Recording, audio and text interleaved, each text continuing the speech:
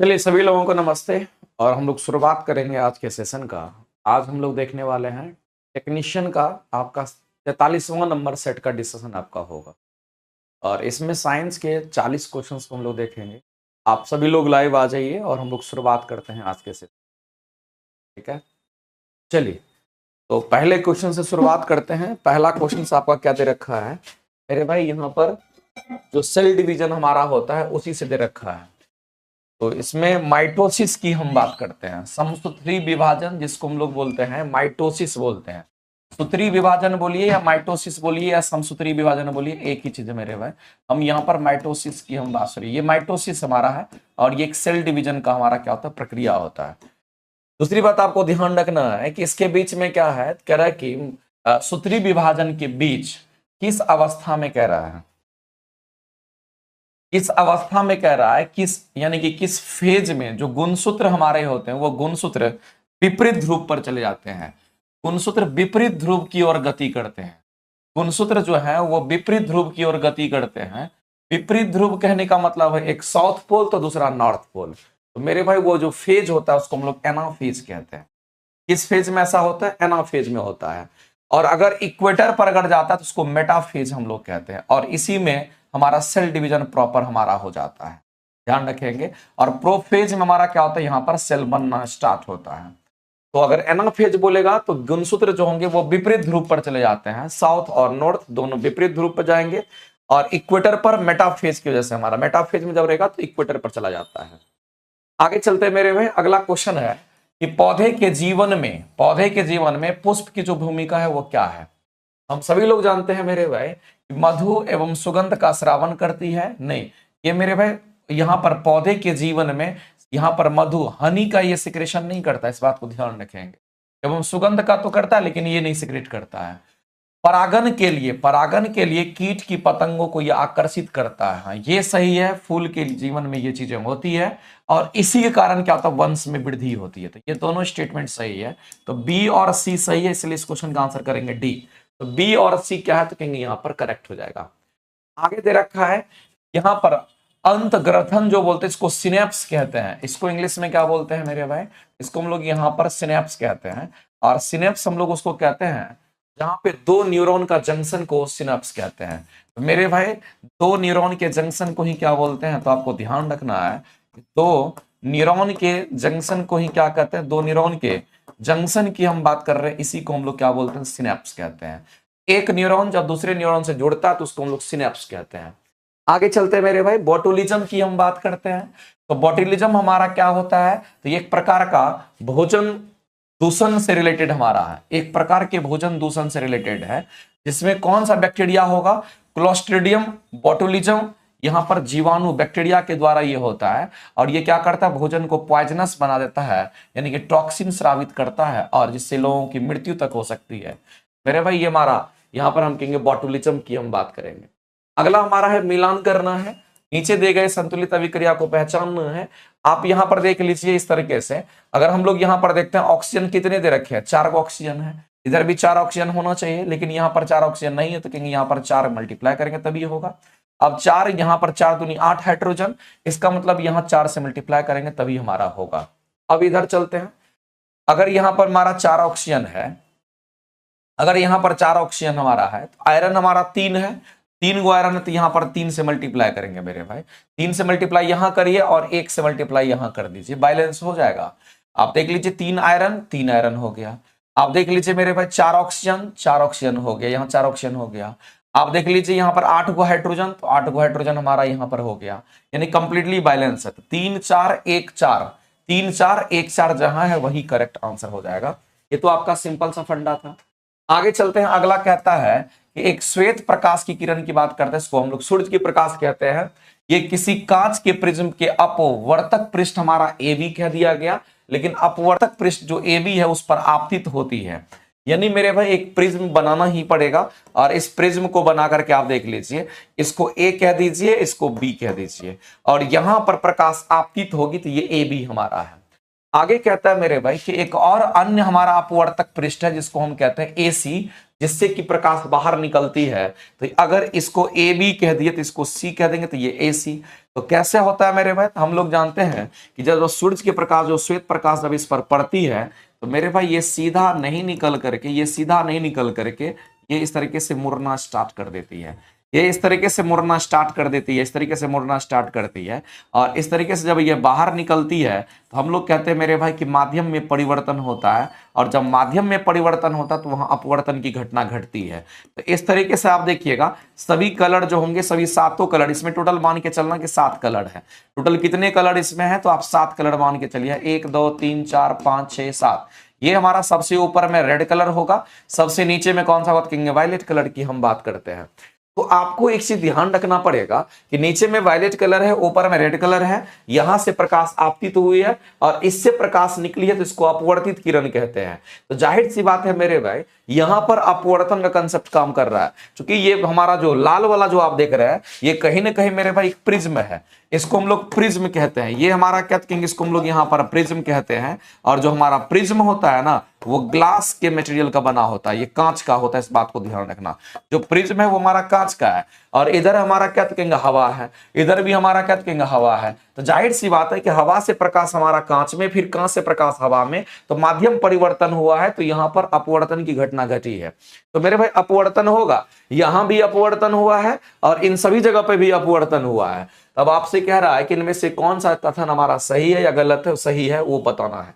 तो सबसे पहला कह रहा है कि पृष्ठ ए बी पर, यानी कि पृष्ठ ए बी हमारा ये वाला लाइन है, इसकी बात कर रहे हैं। उस पर कह रहा है कि जो अपवर्तन कोण हमारा होगा, जो अपवर्तन कोण होगा, यानी कि मेरे भाई अपवर्तन कोण किसको कहेंगे, अपवर्तन कोण कहने का मतलब है कि ऐसे में एक अविलंब यहां पर खींचना पड़ेगा। एक अविलंब आपको ऐसे ही सरफेस पर खींचना पड़ेगा और इस सरफेस के साथ आपको देखना पड़ेगा कि मेरे भाई इस सरफेस से जो प्रकाश की किरण है वो कितना हमारा ये झुक रही है, वो एंगल हम लोग को यहाँ पर देखना पड़ेगा। सब कलर के अलग अलग हो जाएगा। तो आपको ध्यान रखना है कि पृष्ठ ए बी पर जो अपवर्तन कोण हमारा होगा वह श्वेत प्रकाश के विभिन्न रंगों के लिए अलग अलग होगा। क्योंकि मेरे भाई सब हमारा अलग अलग तरीके से डेविएट किया है, तो इसका मतलब सबका अपवर्तन कोण अलग अलग बनेगा, अलग अलग बनेगा। ये स्टेटमेंट कहीं ना कहीं मेरे भाई एकदम करेक्ट है, क्योंकि अलग अलग हो जाएगा क्योंकि सबका ये अलग अलग, देखिए अलग अलग हो गया, तो कहेंगे हमारा अपवर्तन कोण भी सबका क्या होगा, अलग अलग हो जाएगा।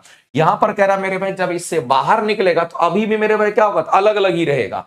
यहां पर कह रहा कि पृष्ठ एसी पर अपवर्तन कोण जो यहां पर बनेगा वो विभिन्न रंगों के लिए कह रहा कि समान बनेगा, बिल्कुल भी नहीं मेरे भाई।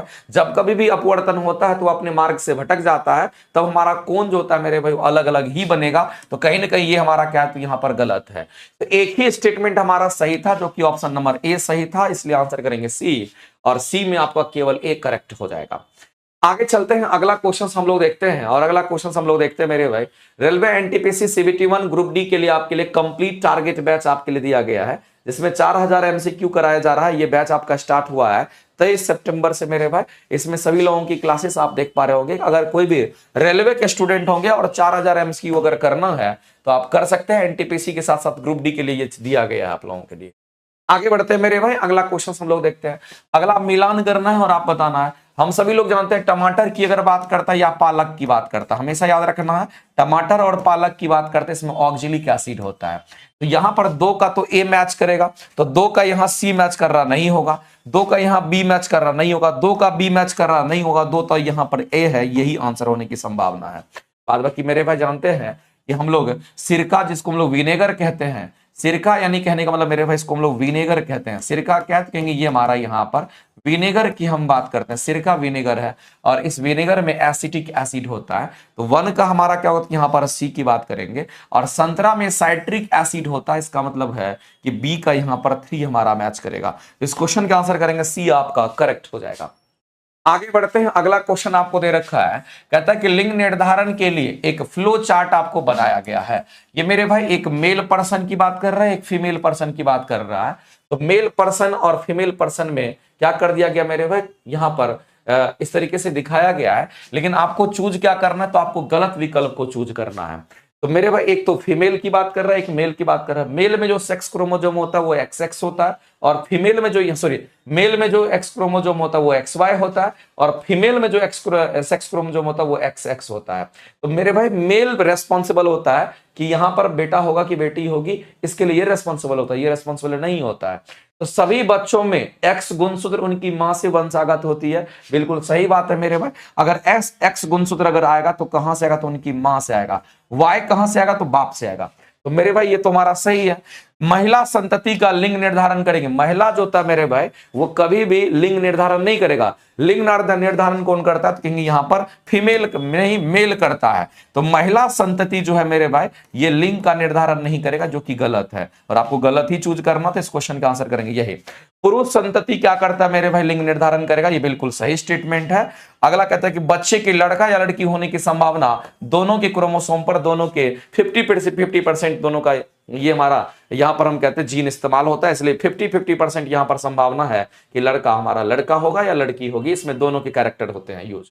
आगे बढ़ते हैं मेरे भाई, अगला क्वेश्चन है। अगला कहता है कि एक क्षण चुंबक के चारों ओर, एक क्षण चुंबक के चारों ओर उत्पन्न जो चुंबकीय क्षेत्र रेखा होते हैं उनके गुण के बारे में कौन सा स्टेटमेंट सही है।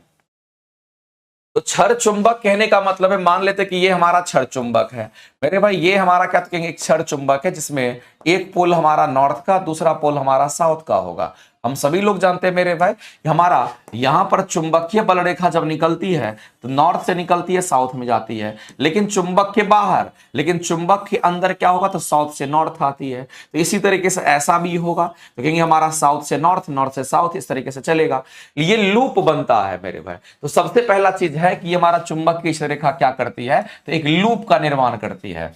इसी तरीके से ध्यान रखना है कि चुंबकीय रेखा एक दूसरे को नहीं काटती है, चुंबकीय क्षेत्र रेखा एक दूसरे को नहीं काटती है। क्यों नहीं काटती है, क्योंकि चुंबकीय क्षेत्र रेखा जो आप देख रहे हैं यहां पर, इसको हम चुंबकीय बल रेखा कहते हैं। इसको क्या कहेंगे, तो इसको हम लोग यहां पर चुंबकीय बल रेखा के नाम से जानते हैं। और जो चुंबकीय बल रेखा हमारा होता है ये सदिश राशि में आता है, इसको हम लोग सदिश राशि कहते हैं। और सदिश राशि का मेरे भाई कंडीशन होता है, इन सदिश राशि का एक शर्त होता है कि परिमाण और दिशा तो होगा, लेकिन एक निश्चित दिशा होना चाहिए मेरे भाई। एक बिंदु पर एक ही दिशा होनी चाहिए, एक बिंदु पर एक ही दिशा होनी चाहिए, एक ही दिशा होनी चाहिए, एक बिंदु पर एक ही दिशा होनी चाहिए, तब वो सदिश होता है।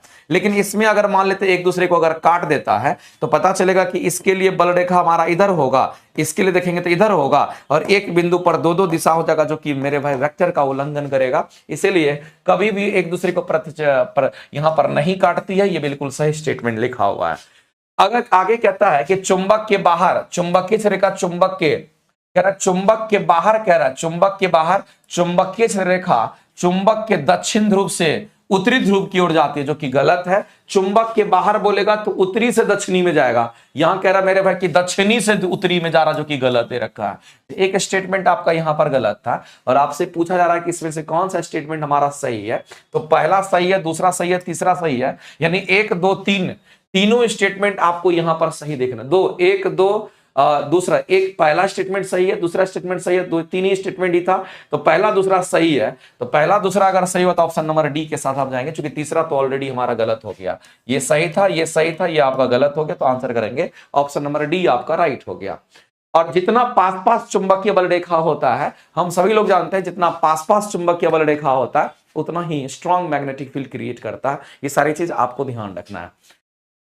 आगे चलते हैं मेरे भाई, अगला क्वेश्चन हम लोग देखते हैं। अगला कहता है इसमें से निम्नलिखित में से कौन सा हमारा इकोसिस्टम की बात करता है, पारितंत्र की बात कर, इसमें यहां पर एनर्जी फ्लो का सही क्रम हमारा क्या होगा। तो एनर्जी फ्लो का जो सही क्रम हमारा होता है वो क्या होगा, तो मेरे भाई आप ध्यान रखेंगे, मांसाहारी से शाकाहारी, शाकाहारी से उत्पादक, उत्पादक से सूर्य प्रकाश की बात करते हैं।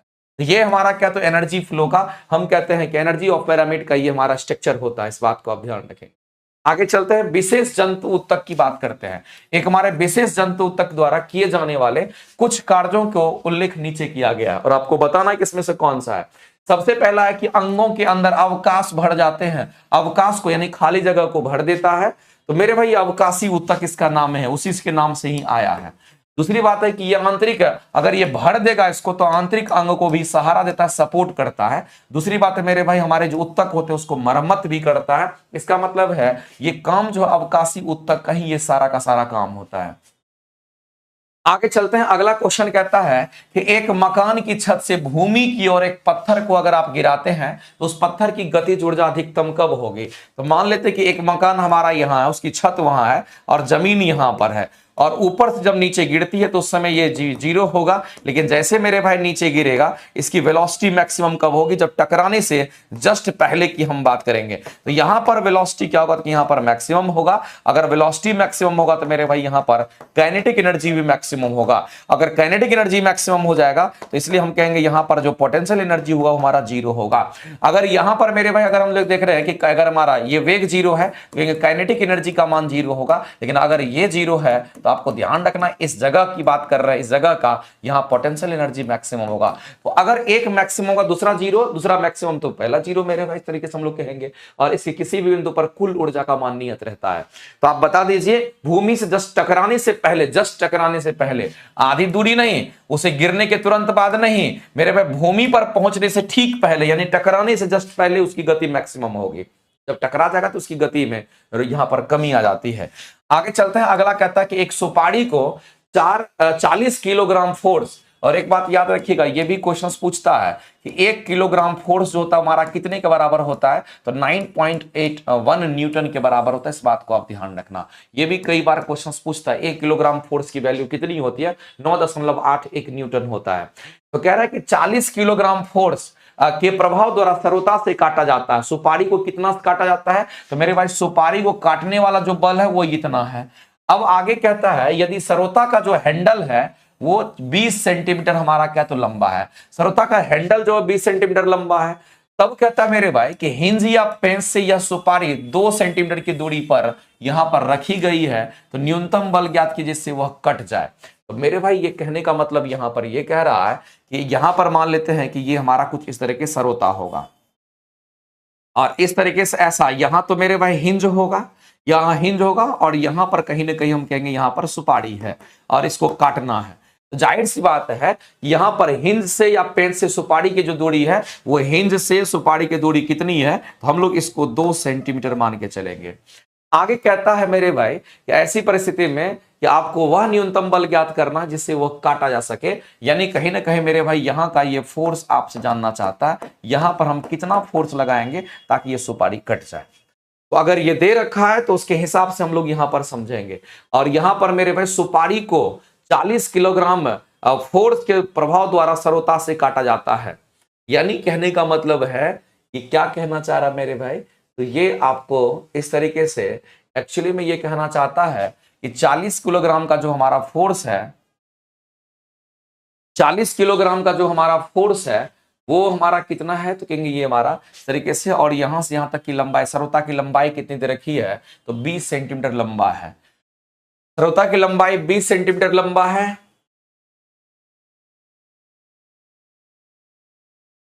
तो इसको करेंगे F गुना अगर 20 करेंगे तो यहां पर 40 गुना 2 करना पड़ेगा, 40 गुना 2 करना पड़ेगा, तो यहां पर 40 गुना 2 यानी कि 80, तो ये ऐसा हो जाएगा मेरे में। हम लोग कहेंगे ये हमारा फोर्स लग रहा है यहां पर, और यहां से यहां तक की लंबाई कितनी दे रखी है, यहां से यहां तक की लंबाई आपको 20 सेंटीमीटर दे रखा है। अब क्वेश्चन में कहता है कि ये बताइए कि ऐसी परिस्थिति में आपको ये बताना है, यहां पर इस सुपारी को जब काटा जाता है, इस सुपारी को, तो यहां जो फोर्स लग रहा है ना, ये फोर्स आपको कह रहा है कि ये हमारा 40 किलोग्राम फोर्स की बात कर रहा है। तो मेरे भाई इसमें कुछ नहीं करना, आपको मूवमेंट चेक करना है। मूवमेंट क्या होगा, यहां से इसका मूवमेंट और यहां से इसका मूवमेंट दोनों को बराबर कर देना है। यहां से इसका मूवमेंट कितना होगा, यहां से ये फोर्स और यहां से ये दूरी, यानी कि 40 गुना हमारा 2, यानी कि यहां से यहां तक हम दूरी लेंगे और ये फोर्स हमारा 40, दोनों परपेंडिकुलर है। दूसरी बात मेरे भाई अगर इसको देखेंगे तो यहां से यहां लंबाई कितनी है, तो 20, और यहां से यहां फोर्स कितना लग रहा है परपेंडिकुलर में, F लग रहा है।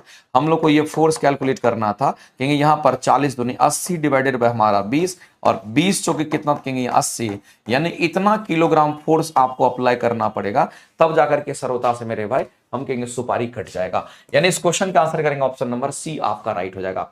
तो जब कभी भी हम लोग इसको काटते हैं ना तो हिंज पॉइंट से देखेंगे, इस हिंज से इसकी दूरी कितनी है, इस हिंज से यहां तक की दूरी कितने, 2, यहां इस हिंज से यहां बल जो लगेगा नीचे कितना, तो ये 40। तो ये दूरी और ये हमारा दोनों 90 डिग्री पर होना चाहिए मेरे भाई, और ये वाला दूरी हमारा 20 है और ये बल हमारा यहां पर 90 डिग्री पर है। तो इन दोनों का गुणनफल और इन दोनों के गुणनफल के बराबर होना चाहिए। तो वही मैंने किया, इन दोनों का गुणनफल बराबर इन दोनों का गुणनफल को बराबर कर दिया और एफ कैलकुलेट कर लिया। ऐसा ही क्वेश्चन आपको कह रहा था। आगे चलते हैं, अगला क्वेश्चन हमारा क्या कहता है, इसको समझते हैं। कह रहा है कि स्थिर अवस्था की बात कर रहा है और इतना केजी द्रव्यमान की एक जहाज इतना न्यूटन के बल द्वारा 3 मीटर दूरी तक खींचा जाता है, यानी कि इतना मीटर की दूरी तक खींचा जाता है, तो पानी के कारण प्रतिरोध का नगण्य मानते हुए जहाज की चाल क्या होगी। सबसे पहला क्या काम करते हैं, तो हमको प्रारंभिक वेग का मान 0 मान लेना है और हमें क्या दे रखा है, द्रव्यमान का मान दे रखा है, यानी 3 × 10⁻⁷ यहाँ पर 7 kg होगा। और बल का भी मान क्वेश्चन में दे रखा है, और बल कितना दे रखा है, क्योंकि यहाँ पर 5 × 10⁻⁴ आपको क्वेश्चन में न्यूटन दे रखा है, इतना न्यूटन आपको दे रखा है। और दूरी विस्थापित कितना करता है, तो मेरे भाई 3 मीटर की दूरी विस्थापित करता है। आपको जहाज की चाल चाहिए, यानी ये चाहिए। अब क्या करना है, तो हम लोगों को फॉर्मूला लगाना है। तो हम कहेंगे यहाँ पर एक्सेलरेशन अगर कैलकुलेट करेंगे तो ये हमारा F बराबर ma होता है, तो A बराबर F/m हो जाएगा। हमारा फोर्स कितना कहेंगे, 5 × 10⁻⁴ यहाँ पर 4 हो गया, और द्रव्यमान कितना कहेंगे, 3 × 10⁻⁴ हमारा 7 हो गया। इसको अगर सिंप्लीफाई करिएगा तो ये वैल्यू कितना आ जाएगा, कहेंगे यहाँ पर सिंप्लीफाई करने के बाद ये हमारा 5/3 आ गया, और ऊपर जाएगा तो 10 के पावर हमारा -3 आ जाएगा। इतना मीटर पर सेकंड स्क्वायर हमारा आ गया। एक्सेलरेशन निकल गया, हम लोग वेलोसिटी का फॉर्मूला लगा देते हैं, v² = u² + 2as वाला। अब यहां पर हमको इनिशियल वेग क्वेश्चन में कह रहा था कि प्रारंभिक वेग का मान 0 है, तो 0 हो गया। अब यहां पर 2 है, a की जो वैल्यू है वो कितनी है, तो यहां पर 5/3 10 के पावर -3, और दूरी की बात कर रहा है तो दूरी कितना दे रखा था, 3 मीटर दे रखा था। 3 से मेरे भाई 3 कट जाएगा, ये कितना हो गया, तो कहेंगे इसको सॉल्व करेंगे तो 2 × 5 = 10 गुना में 10 के पावर यहां पर -3। अगर कुछ नहीं पावर तो +1 मानेंगे, और इसको सोल्व कीजिएगा तो बेस सेम तो पावर जुड़ जाएगा। और यहां पर अगर हम लोग देखेंगे तो 10 के पावर हमारा कितना, तो -2 बच जाएगा, और -2 हमारा क्या, तो क्योंकि यहां पर v² की वैल्यू निकल करके आ गई। अब इसको और अगर कैलकुलेट करेंगे तो ये पता चल गया कि वेलोसिटी का स्क्वायर हमारा 10 के पावर उतना है। वेलोसिटी का जो स्क्वायर है मेरे भाई वो इसको क्या लिख सकते हैं, 1/100 लिख सकते हैं। और इसी को अगर हम भी कैलकुलेट करना चाहते हैं, ये √ में 1/100 हो जाएगा। 1/100 कहने का मतलब है इसको बाहर निकालेंगे तो 1/10 होगा, जिसकी वैल्यू 0.1 आ जाएगी। और कहीं ना कहीं मेरे भाई यहां पर इतना मीटर पर सेकंड हमारा ये वेग हो जाएगा। तो जो फाइनल वेलोसिटी हमसे पूछा गया तो वो हमारा 0.1 मीटर पर सेकंड हो जाएगा। और इस क्वेश्चन का आंसर करेंगे ऑप्शन नंबर डी, आपका करेक्ट हो जाएगा। तो जो डेटा दे रखा था उसके हिसाब से मैंने पुट करके उसकी वैल्यू कैलकुलेट कर ली, और ये क्वेश्चन आपका यहां पे आसानी से हो गया। आगे चलते हैं मेरे भाई, अगला क्वेश्चन हम लोग देखते हैं। अगला क्वेश्चन हमारा कहता है कि दो बल हमारे दे रखे हैं, F1 और F2 दोनों सदिश का जो योग है मेरे भाई वो F3 है। इसका मतलब है कि जो F3 हमारा है ना, वो हमारा F1 और F2 का क्या कहेंगे यहाँ पर योगफल है।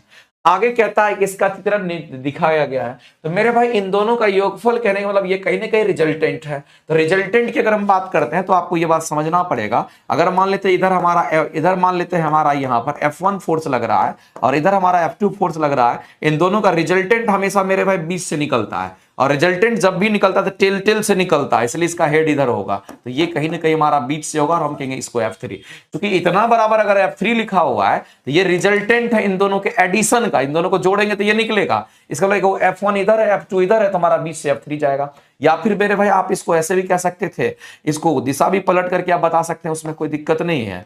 आप इसको ऐसे भी रिलेट कर सकते थे कि मान लेते कि हमारा F2 हो गया, इधर हमारा F1, किसी को भी किधर भी मान लेंगे कोई फर्क नहीं पड़ता, लेकिन बीचों बीच हमारा क्या पास करेगा, हम कहेंगे F3 पास करेगा। तो हमेशा रिजल्टेंट जो होता है वो टेल से जाता है। ये रिजल्टेंट हमारा ये हमेशा दोनों के टेल से जाएगा, इस बात को ध्यान रखिएगा। इसलिए इस क्वेश्चन का आंसर करेंगे ऑप्शन नंबर हमारा ये करेक्ट हो जाएगा इसमें से। ठीक है, आगे चलते हैं मेरे भाई, अगला क्वेश्चन हम लोग देखते हैं। अगला क्वेश्चन जो आपको दे रखा है, कहता है एक व्यक्ति अपनी चाल को 2 मीटर पर सेकंड से बढ़ाता है और उसकी गतिज ऊर्जा कितनी गुनी हो जाती है, तो 2 गुनी हो जाती है। तो आपसे वास्तविक चाल पूछी गई है, तो गतिज ऊर्जा कितना गुना हो गया, तो मेरे भाई गतिज ऊर्जा कह रहा है जो काइनेटिक एनर्जी है काइनेटिक एनर्जी है मेरे भाई वो हमारा 2 गुना, तो मान लेते हैं पहले का एनर्जी कितना है, तो पहले का जो काइनेटिक एनर्जी यहाँ पर K1 इसको मान लेते हैं। काइनेटिक एनर्जी K1 की अगर हम बात करते हैं, अगर काइनेटिक एनर्जी K1 की अगर हम बात करते हैं, इसको अगर E कह देते हैं, तो बाद का जो काइनेटिक एनर्जी हमारा हो ये 1 का है, ये 2 का है, हमारा इतना हो गया। आगे कहता है मेरे भाई कि इसमें से एक व्यक्ति उसकी चाल 2 मीटर पर सेकंड से बढ़ाता है तो उसकी गतिज ऊर्जा 2 गुनी हो जाती है। वेग को बढ़ाया तो गतिज ऊर्जा में 2 गुना हो गया, कोई दिक्कत नहीं है। अब कह रहा है कि उस व्यक्ति की वास्तविक चाल बता दीजिए कि हमारा कितना होगा। अगर व्यक्ति की वास्तविक चाल अगर आपको कैलकुलेट करनी है तो इसके लिए मेरे भाई आपको थोड़ा दिमाग लगाना पड़ेगा। अब यहां पर करना क्या है, तो आपको रिलेशंस को मेरे भाई भजाना पड़ेगा। तो सबसे पहले वाले केस में अगर हम लोग काइनेटिक एनर्जी 1 देखेंगे तो हम लोग क्या लिखेंगे, तो हाफ एम V1 का स्क्वायर हम लोग कह देते हैं, यहां पर हाफ एम V स्क्वायर कह दिए। लेकिन इस वाले केस में मेरे भाई क्या होगा, यहां पर हाफ तो होगा, यहां पर एम भी है, लेकिन मेरे भाई यहां पर वेलोसिटी को 2 गुना किया गया तो एम भी हमारा वही रहेगा, एम में कोई परिवर्तन नहीं होगा। लेकिन यहां पर जो वेलोसिटी है उसमें कह रहा है कि गति को 2 गुना, यानी कि चाल को कितने से बढ़ा देना है, तो मेरे भाई चाल को 2 मीटर पर सेकंड से बढ़ाना है। तो पहले अगर v था तब v+2 कर देते हैं, इतना स्क्वायर होगा तो उसकी गतिज ऊर्जा 2 गुनी, पहले का 2 गुनी हो गया। एक्चुअली मैं ये क्वेश्चंस कहना चाह रहा था। अब मेरे भाई क्या करते हैं, तो एगो इक्वेशन आपका ये आ गया, एगो इक्वेशन आपका ये आ गया। अब क्या करते हैं, इक्वेशन 2 में हम इक्वेशन 1 को डिवाइड कर देते हैं। अगर इसको डिवाइड करेंगे मेरे भाई तो हमें क्या प्राप्त होगा, कहेंगे यहाँ पर 2e डिवाइडेड बाय e करेंगे, और फाइनली यहां पर हम लोग को क्या करना पड़ेगा, क्योंकि यहां पर हमारा हाफ m और v+2 का होल स्क्वायर डिवाइडेड बाय हमारा क्या होता है, क्योंकि यहां पर हाफ m v स्क्वायर होगा। इसमें से जो कटने वाला हो उसको काट देंगे, e से e कट गया, हाफ m से हाफ m कट गया, बचा क्या मेरे भाई, तो जो डेटा बचा उसको लिखेंगे। हमारा यहाँ पर 2 बचा है, और ऊपर में यहाँ पर देख रहे हैं तो v+2 का होल स्क्वायर बच गया, और नीचे में हमारा v स्क्वायर बच गया। इसको सिंप्लीफाई करेंगे तो ये हमारा 2v स्क्वायर बराबर कितना होगा, तो v+2 का होल स्क्वायर हो गया। इसको अगर लिखेंगे तो क्या लिखेंगे, तो हम लोग a+b के होल स्क्वायर पर बैठा देते हैं मेरे भाई, तो कहेंगे यहाँ पर a square plus B square यानी कि 4 प्लस 2ab कहने का मतलब है कि हमारा कितना हो जाएगा, कहेंगे 2ab यानी कि ये 4v हमारा हो जाएगा, और यहां से 2v स्क्वायर हमारा होगा। इसको अगर सिंप्लीफाई करना चाहते हैं इससे इसको घटा देंगे तो यहां पर v स्क्वायर इधर लेकर के आएंगे तो -4b हो जाएगा, और ये -4 बराबर 0। यहां से मेरे भाई क्वाड्रेटिक इक्वेशंस को आप सॉल्व कर लीजिएगा, और यहां से जो v की वैल्यू आएगी वो कितनी आएगी, हम डायरेक्ट लिख देते हैं, ये 2 + 2√2 इतना निकल करके आएगा, और इतना मीटर पर सेकंड आपके राइट आंसर्स हो जाएंगे। एक्चुअली मैं यही क्वेश्चन आपसे कहना चाह रहा था। आगे चलते हैं अगला क्वेश्चन। तो इस क्वेश्चन के अगर आंसर करेंगे तो ऑप्शन नंबर आपका सी जो होगा वो राइट हो जाएगा। अगला क्वेश्चन देखते हैं। अगला कहता है कि टी आवर्तकाल का एक सरल लोलक मेरे भाई का बॉब जब धातु का बना हुआ है तथा उस पर ऋण आवेशित है, यानी कहता है कि एक हमारा क्या, तो यहां पर हमारा एक सरल लोलक है, और इस सरल लोलक का एक बॉब हमारा नीचे लटका हुआ है। सरल लोलक का हमारा बॉब लटका हुआ है और इस पर ऋण आवेशित है। इस पर कैसा आवेश है मेरे भाई, तो इस पर ऋण आवेशित है, ये ऋण आवेशित है। अब कहता है कि उस ऋण आवेशित को यदि धन आवेशित प्लेट के ऊपर में दोलन कराया जाता है, इसका मतलब कहीं ना कहीं यहां पर क्या है, तो कहीं यहां पर एक प्लेट है, और इस प्लेट के ऊपर में कैसा चार्ज दे रखा है, तो इस प्लेट के ऊपर मेरे भाई पॉजिटिव चार्ज को रख दिया गया है। यहां पर पॉजिटिव चार्ज को रख दिया गया है, यहां पर पॉजिटिव चार्ज को रख दिया गया है। अब पॉजिटिव चार्ज नेगेटिव चार्ज हम लोग जानते हैं कि जब असमान या फिर हम कह सकते हैं जब अपोजिट चार्जेज होते हैं तो एक दूसरे को अट्रैक्ट करता है। जब अपोजिट चार्जेज होंगे मेरे भाई तो एक दूसरे को अट्रैक्ट करेगा। तो यहां पर क्या होगा, चूंकि ये हमारा यहां पर जो प्लेट यदि धनावेशित प्लेट के ऊपर में दोलन कराते हैं, यानी आप ऐसे ऐसे दोलन कराएंगे, तो मेरे भाई जब आप ऐसे ऐसे इसको दोलन कराते हैं ना, इसको जब दोलन कराएंगे तो अट्रैक्शन फोर्स हमारा यहां पर क्या होगा कि यहां पर बढ़ जाएगा। जब अट्रैक्शन फोर्स बढ़ जाएगा तो ये धीरे धीरे हमारा ऐसे ऐसे करेगा, क्योंकि ये इसको खींचने लगा, नहीं था तो ऐसे ऐसे कर रहा था, लेकिन जब इसको खींचने लगा तो मेरे भाई इसकी दोलन गति जो धीमी हो गई, यानी आवर्तकाल जो है मेरे भाई उसका क्या हो जाएगा, कहेंगे यहां पर आवर्तकाल जो होगा मेरे भाई वो क्या होना चाहिए, तो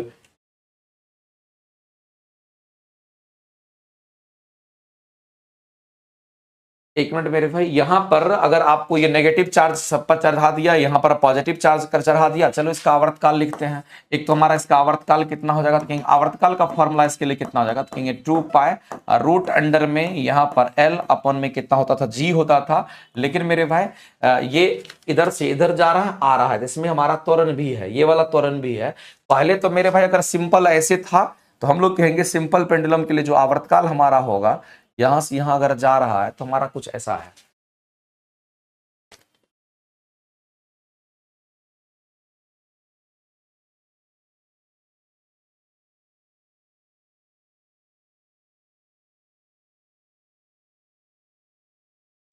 धनावेशित प्लेट के ऊपर में जब इसको दोलन कराएंगे तो ऐसी परिस्थिति में क्या होगा मेरे भाई, दोनों में अट्रैक्शन होगा। जब दोनों में अट्रैक्शन, जितना ये खींचेगा उतना ये भी खींचेगा, तो इस तरीके से हम कह सकते हैं ऐसा होगा।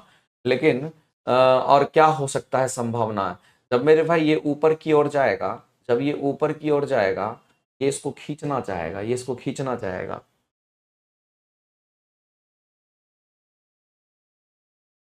इसमें पहले से तो एल वाई जी होता है,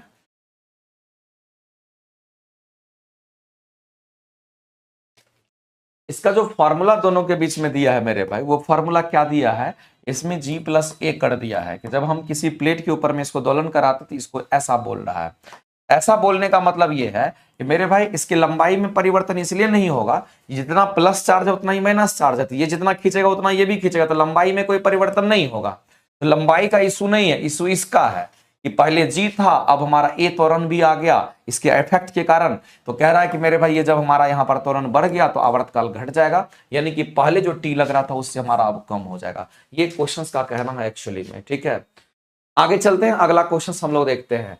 मैग्नीशियम की परमाणु संख्या 12 है, तो मेरे भाई मैग्नीशियम हमारा Mg को देखते हैं और परमाणु संख्या 12 है। इसको कैसे लिखते हैं, तो पहली कक्षा में 2, दूसरी कक्षा में 8, 8 2 10 और बचा कितना मेरे भाई, तो हम कहेंगे 2 बच गया। तो ये बाहरी कक्षा के इलेक्ट्रॉन है। ये कौन इलेक्ट्रॉन है मेरे भाई, तो ये यहाँ पर बाहरी कक्षा के, ये बाहरी कक्षा के यहाँ पर क्या है, तो यहाँ पर इलेक्ट्रॉन है। और बाहरी कक्षा के इलेक्ट्रॉन को हम लोग क्या कहते हैं, इसको हम लोग यहाँ पर वैलेंस इलेक्ट्रॉन के नाम से हम लोग जानते हैं। ये हमारा वैलेंस इलेक्ट्रॉन होता है। तो जो वैलेंसी होगी वो मेरे भाई वो +2 होगा, और इस क्वेश्चन का आंसर करेंगे ऑप्शन नंबर हमारा 2, चूंकि वैलेंसी ही पूछा गया था। आगे चलते हैं, अगला है कि एक ही अवधि में मौजूद आधुनिक आवधिक तालिका में निम्नलिखित में से क्या समान होगा। तो मेरे भाई अगर आपसे ये पूछा गया है कि एक ही अवधि में बोला गया है, यानी कि आवर्तकाल सेम होना, सॉरी एक ही अवधि कहने का मतलब है मेरे भाई आवर्त सेम होना चाहिए। सेम आवर्त की बात कर रहा है, समान आवर्त की बात कर रहा है, यानी कि मेरे भाई समान आवर्त की बात कर रहा है। यहां पर समान आवर्त की बात कर रहा है। अगर पहला आवर्त तो पहला, दूसरा आवर्त तो दूसरा, तीसरा आवर्त तो तीसरा, इसके कहने का मतलब ये है। तो मेरे भाई जब आवर्त में हम लोग जाते हैं तो उस सेल की संख्या क्या होती है, तो एक समान होती है। ये हमारा एक समान होता है। आगे चलते हैं, और आगे जब बढ़ेंगे तो हम लोग परमाणु संख्या को बढ़ते क्रम में देखते हैं। आगे चलते मेरे भाई, ऑक्सीकरण हमारा कब होता है। हम सभी लोग जानते हैं, पहले से भी हम आपको बताते आते हैं कि ऑक्सीडेशन को ही ऑक्सीकरण कहते हैं। इसी को हम लोग क्या बोलते हैं, तो इसी को हम लोग यहाँ पर ऑक्सीकरण कहते हैं मेरे भाई। और जो ऑक्सीकरण होता है ना, इसको दूसरे नाम से भी आप जान लीजिए, इसको उपचयन कहते हैं। और एक हमारा क्या होता है मेरे भाई, तो हम कहेंगे एक को हम लोग यहाँ पर रिडक्शन कहते हैं। और जो रिडक्शन हमारा होता है इसको हम लोग यहाँ पर क्या कहेंगे, तो अवकरण कहते हैं। इसको हम लोग क्या कहें, तो इसको हम लोग अवकरण कहेंगे। और यहाँ पर ध्यान रखना कि इसको हम लोग अपचयन के नाम से हम लोग जानते हैं। ये हमारा अपचयन कहलाता है, ये अपचयन हो गया।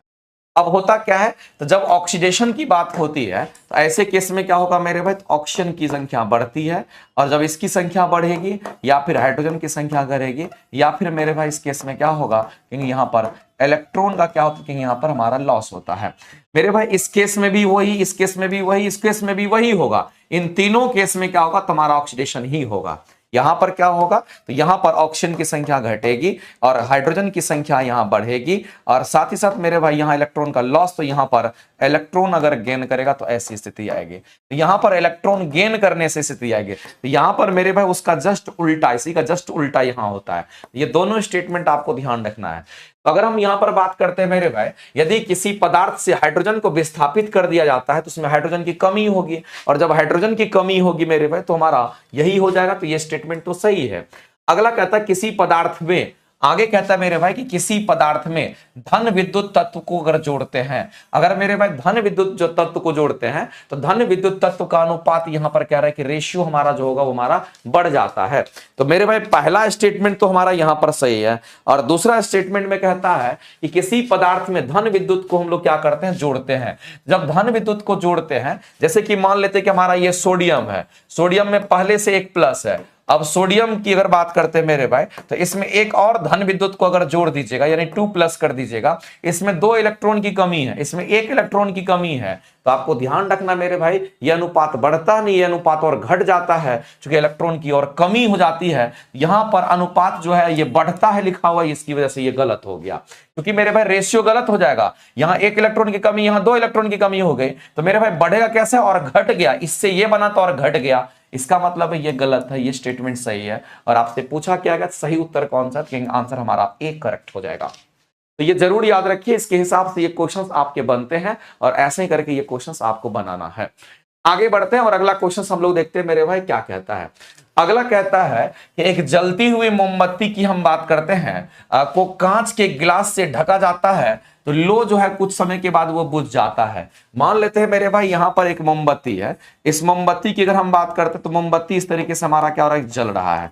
अब मोमबत्ती जल रहा है मेरे भाई, लेकिन आप क्या करते हो, जब मोमबत्ती को खुला छोड़ दिए हैं तो मोमबत्ती जब जलती है तो मेरे भाई इसको बाहरी ऑक्सीजन मिल जाता है जलने के लिए। हम लोग जानते हैं किसी भी चीज को जलने के लिए क्या चाहिए, ऑक्सीजन की जरूरत होती है। तो इस लो को भी जलने के लिए मेरे भाई, इस लो को भी जलने के लिए ऑक्सीजन मिल रहा है, तो मोमबत्ती जल रहा है। लेकिन जैसे ही हम क्या करेंगे, इसके ऊपर में मेरे भाई जैसे ही हम क्या करेंगे तो इसके ऊपर में हम ग्लास रख देते हैं।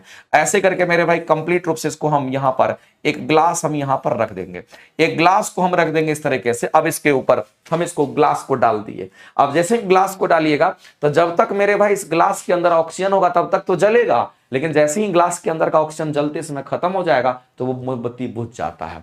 इसका मतलब यही है, एक जलती हुई मोमबत्ती को कांच के ग्लास के नीचे से ढका जाता है तो लोग कुछ समय के बाद बुझ जाती है। कुछ समय के बाद यानी कि कुछ थोड़ा बहुत उसके अंदर ऑक्सीजन पहले से बच जाता है, उससे वो जलता रहेगा, लेकिन उसके बाद वो बुझ जाएगा क्योंकि उसको ऑक्सीजन मिलेगा नहीं फिर बाहर से।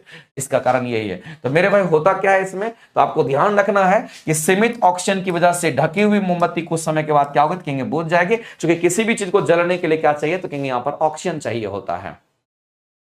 आगे चलते हैं, अगला क्वेश्चन आपका दे रखा है, कहता है जंग लगने के बारे में कौन सा स्टेटमेंट सही नहीं है। तो मेरे भाई जब कभी भी जंग लगता है तो यहां पर आपको ध्यान रखना है कि जंग लगने के दौरान हमारा क्या होता है, क्योंकि यहां पर हमारा धातु लोहा Fe3+ आयन में ऑक्सीकृत हो जाएगा। और यहां देखो अपचयित की बात कर रहा है, और अपचयन हम किसको कहते हैं, तो अपचयन यहां पर हम इसको कहते हैं, रिडक्शंस को कहते हैं। रिडक्शंस को हम लोग अपचयन कहते हैं, इस बात को आप ध्यान रखेंगे। रिडक्शंस को हम लोग अपचयन कहते हैं। इसका मतलब है कि एक तो हमारा ऑक्सीडेशन है, ये ऑक्सीडेशन को दिखाता है, और ये रिडक्शंस को दिखाता है। इसको हम लोग क्या कहते हैं मेरे भाई, तो इसको हम अवकरण कह देते हैं। इसको हम लोग क्या कहेंगे, तो इसको अवकरण कहेंगे। ये अवकरण है, बात को ध्यान रखिए। और अवकरण का मतलब रिडक्शन होता है, ये बात आपको ध्यान रखना है। अवकरण का मतलब क्या होता है, रिडक्शन होता है। अब मेरे भाई एक चीज आपको ध्यान रखना है कि अगर हमारे अगर हम लोहा की बात करते हैं, अगर हम इस लोहा की बात करते हैं तो लोहा क्या करता है, लोहा क्या करेगा, तो जैसे लोहा क्या करेगा, तो ऑक्सीजन के साथ जब प्रतिक्रिया करता है तो ये आयरन के ऑक्साइड्स बनाता है। आप सीधा समझ लीजिए मेरे भाई कि जो हमारा आयरन होता है, सीधा समझिए, अगर हम आयरन की बात करते हैं और ये अगर ऑक्सीजन के साथ प्रतिक्रिया करता है तो ये क्या बनाएगा, तो कहेंगे यहां पर आयरन के ऑक्साइड्स बनेंगे। यहां पर ये आयरन के ऑक्साइड्स का फॉर्मेशन करता है। इसका मतलब है ये ऑक्सीजन के साथ प्रतिक्रिया करके मेरे भाई इसमें ऑक्सीजन की वृद्धि हो जाती है। तो ऑक्सीजन से प्रतिक्रिया करे तो ऑक्सीजन की वृद्धि होगी, इसलिए जो आयरन के ऑक्साइड्स होते हैं मेरे भाई, वो जैसे कि आप देखिएगा Fe3O4 वगैरह हमारा आयरन के ऑक्साइड्स ही हैं, ऑक्सीजन की संख्या में वृद्धि हो जाएगी। पहले आयरन था, सिंपल पहले आयरन था, अब आयरन ऑक्साइड बन गया, ऑक्सीजन बढ़ गया। इसका मतलब मेरे उसका ऑक्सीकरण तो हो जाएगा, ये बिल्कुल सही बात है। दूसरी बात है मेरे भाई, जब ऑक्सीकरण हो गया तो अवकरण नहीं होगा। तो पहला स्टेटमेंट हमारा यहां पर क्या तो सही है, और दूसरा स्टेटमेंट हमारा यहां पर क्या तो कहेंगे अवकरण नहीं होगा, तो ये गलत है ये आंसर।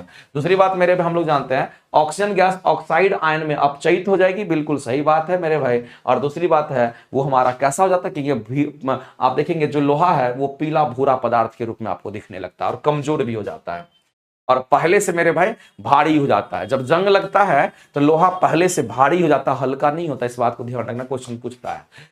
अगला है कि किसी संलग्न तरल पर आरोपित दाब उस तरल के प्रत्येक बिंदु तथा पात्र के दीवार पर मेरे भाई उस परिमाण के बिना घटे हमारा संधारित्र हो जाता है। इस नियम का तो मेरे भाई हम लोग जानते हैं पास्कल का एक नियम कहता है, पास्कल कहता है मेरे भाई कि जब हम कहीं पर भी किसी भी द्रव पदार्थ की बात करते हैं तो पास्कल से हमारा शांत द्रव्य लागू होता है और इक्वल एंड अपोजिट डायरेक्शन में हमारे फोर्सेस लगते हैं और वैसी परिस्थिति में नेट फोर्स का मास हमारा किसी भी मॉलिक्यूल्स पर क्या होगा तो जीरो हो जाता है और मॉलिक्यूल्स हमारा स्थिर हो जाता है, इक्विलिब्रियम में आ जाता है। तो एक्चुअली में यही कहना चाहता है, the pressure is applied on A confined liquid condense at every point on the liquid on the wall of the vessels without decreasing in the same amount। the law of हमारा formula जो हमारा हुआ ये Pascal's के law पर ही हमारा आधारित होता है। आगे चलते हैं, अगला क्वेश्चन है मेरे भाई कि आयनोस्फीयर की बात करते हैं तो डेटा याद रखना पड़ेगा। विद्युत चुंबकीय तरंग को झुका देती है जिसकी आवृत्ति 40 मेगाहर्ट्ज से भी अधिक होती है, इस बात को आप ध्यान रखेंगे। अगला क्वेश्चन मेरे भाई दे रखा है कि 1 किलोग्राम जल 1 केजी जल का तापमान इतना डिग्री से बढ़ा करके इतना डिग्री कर दिया है। जब भी तापमान बढ़ने की बात होती है और आप उसको गर्म करते हैं कितना उष्मा चाहिए और तापमान बढ़ाने की बात होती है मेरे भाई तो एक ही फॉर्मूला हम लोग के दिमाग में आता है, Q बराबर ms डेल्टा टी का। अब तापमान बढ़ाने की बात आती है, आपको क्यू निकालना है। कितना द्रव्यमान दे रखा है मेरे भाई, 1 किलोग्राम दे रखा है। हम लोग आंसर करना है किलो कैलोरी में, सीजीएस में करना। तो 1 किलो को क्या कर लेते हैं, यहां पर जो द्रव्यमान हमारा 1 केजी दे रखा था उस 1 केजी को हम पहले ग्राम में कन्वर्ट कर लेते हैं और ये 1000 ग्राम हमारा हो जाएगा, क्योंकि सीजीएस यूनिट में आंसर करना है। तो ये हमारा 1000 हमारा हो गया। और पानी की विशिष्ट उष्मा मेरे भाई 1 होता है किसमें, तो सीजीएस में। और तापमान में अंतर कितने से है, तो 30 से 80 हुआ, मतलब 50 डिग्री का अंतर है मेरे भाई। ये कितना हो जाएगा, क्योंकि यहां पर हमारा 50,000 कैलोरी हो गया। और की तीनों का मतलब यहां पर 3 जीरो का मतलब किलो होता है, हम इसको कह सकते हैं 50 किलो कैलोरी ऊर्जा उष्मा देना पड़ेगा। यानी कि 50 किलो कैलोरी जब आप उष्मा दीजिएगा तो उसका तापमान 30 डिग्री से बढ़ करके 80 डिग्री हो जाएगा। जब कभी भी क्वेश्चन में तापमान बढ़ाने की बात करता है तो हमेशा याद रखना तापमान परिवर्तन करने के लिए आपके पास यही फॉर्मूला होता है, इसी का यूज करते हैं। और याद रखना जब भी इस फॉर्मूला का यूज करोगे तो जो डेटा यूज करना है वो डेटा हमेशा सीजीएस मात्रक में यूज करते हैं। आगे बढ़ते हैं, अगला क्वेश्चन है मेरे भाई किसी वृत्त के अंदर, अगर आपसे बोला गया है कि किसी वृत्त के अंदर बोला गया, कहां पे, तो मेरे भाई वृत्त के अंदर बोला गया है। अब वृत्त के केंद्र पर 10 इकाई का, यानी कि ये वृत्त का केंद्र है और यहां पर आपको बोला गया है कि 10 कूलम का चार्ज को रख देना है। अब कहता है कि वृत्त की त्रिज्या 10 मीटर है। इस वृत्त की त्रिज्या कितनी है मेरे भाई, इस वृत्त की त्रिज्या यहां पर 10 मीटर आपको क्वेश्चंस में कह रहा है। अब कहता है कि एक इकाई आवेश को वृत्त की परिधि पर घुमाने में किया गया कार्य क्या होगा। यानी कहता है मेरे भाई एक चार्ज यहां पर है और इस चार्ज की जो वैल्यू है वो कितनी है मेरे भाई, तो 1 कूलम है, 1 कूलम है। और यहां से चला और मेरे भाई यहीं पर ये पहुंच गया, तो जाहिर सी बात है कार्य का मान क्या हो जाएगा, तो कहेंगे हमारा 0 हो जाएगा। चूंकि वृत्त की परिधि पर घुमाए द्वारा किया गया कार्य क्या होगा, हम कहेंगे हमारा 0 हो जाएगा। तो कार्य हमारा यहां पर 0 हो जाएगा, इस बात को ध्यान रखेंगे। आगे चलते हैं मेरे भाई, अगला क्वेश्चन हम लोग देखते हैं। अगला कहता है कि दो प्रतिरोध जब हमारे श्रेणी क्रम में संयोजित होते हैं, तो जब दो प्रतिरोध जब श्रेणी क्रम में संयोजित होते हैं तो मेरे भाई आपसे बोला गया है तो 50 ओम का मान हमें प्रतिरोध प्रदान करता है। तो मेरे भाई श्रेणी क्रम में अगर होगा तो हम लोग R equal to R1 plus R2 कर देंगे, जिसमें ये वैल्यू आपको दे रखा है कि ये हमारा 50 है और ये R1 और R2 के बारे में ये पता नहीं, ये पहला एक क्वेश्चन बन गया। आगे कहता है कि जब हम उन्हें समानांतर क्रम में जोड़ते हैं तो 8 ओम मिलता है। तो मेरे भाई जब दो प्रतिरोध को समानांतर क्रम में जोड़ते हैं तो फॉर्मूला हमारा R1 into R2 divided by R1 plus R2 का यूज करते हैं। अब ये हमारा दूसरा इक्वेशन है, ये अगर 8 है तो हम कहेंगे ऊपर में R1 R2 divided by R1 plus R2 हो जाएगा। हेलो।